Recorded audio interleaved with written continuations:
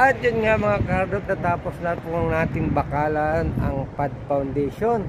At napakaganda ng pagkakabakal nila guys. At tingnan nyo po at ipakikita ko sa inyo.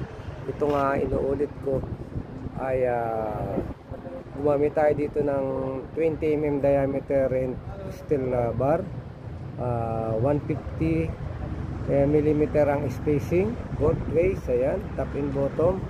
At ang kapal po ng buhos natin ito ay 70 cm. At tingnan nyo guys ang aming ginawa. Ayan, ayan guys, oh.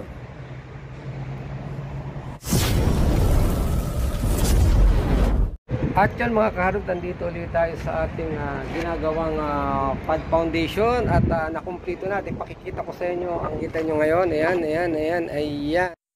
Ang bakal ay nakumpleto na at konting-konti na lang. At ang steel fixer natin ay gumagawa at kinukumpleto lang ang tie. Ayan, natapos na. Ito na ang itsura ng kayarian. Ayan, may spacer block na rin sa ilalim. Yan, ang thickness po ng ating spacer block ay 70. Yan guys, at akit po tayo. Ayan. Ito nagkaroon ng pinaka-beam dito dahil hindi pwedeng mag-separate ito. Kaya nagkaroon ng beam. Continuous steel.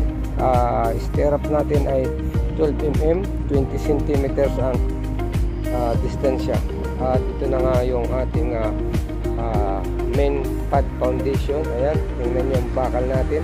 Kompleto po ang ties nyan, top and bottom. At mayroon tayong cheers, 16 mm lang nga yung cheers doon.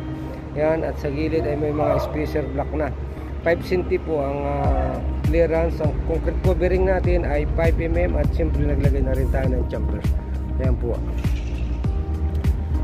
Ito, wala pang spacer block.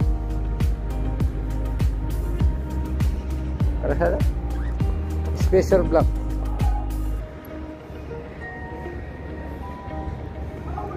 Ayan guys, ito yung isang pad. Ito yung isang pad. Ganda ng pagkagawa. Yan lamang po, basta siguraduhin naka-layout. Pare-parehas ang spacing yan. Ang importante ay naka-layout. Yan po mga kahardot ang ating bubuhusan bukas na pad foundation. Yan, bali ito na yun, tapos na ito, nilalagyan na nila yan doon pa sa kabila. Yan, at siyempre linis dito.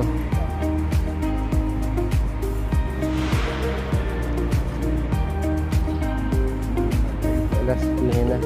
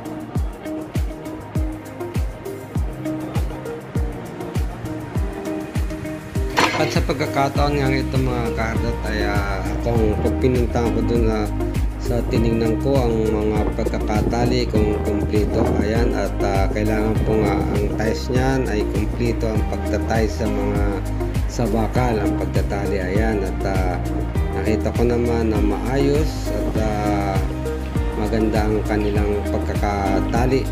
Talagang maging nang ipakita ko sa consultant ito ay okay at napubahan agad para sa buhos. Ayan po, at inikot po natin siya para tayo ay makasigurado. Ayan, at tagpadi-padi pa tayo doon.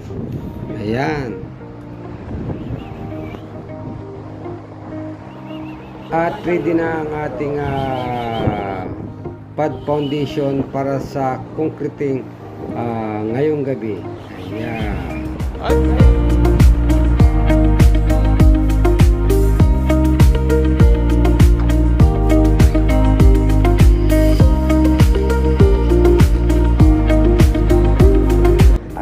kaharap, maraming salamat po sa inyong panonood at hanggang dito na lamang ang ating steel reinforcement at bubuhusan na yan bukas. Gagamit po tayo ng pump. Ang ating bubus yan ay SRC C30 MPA. Ayan, hanggang ganito lamang at maraming salamat po. Bye!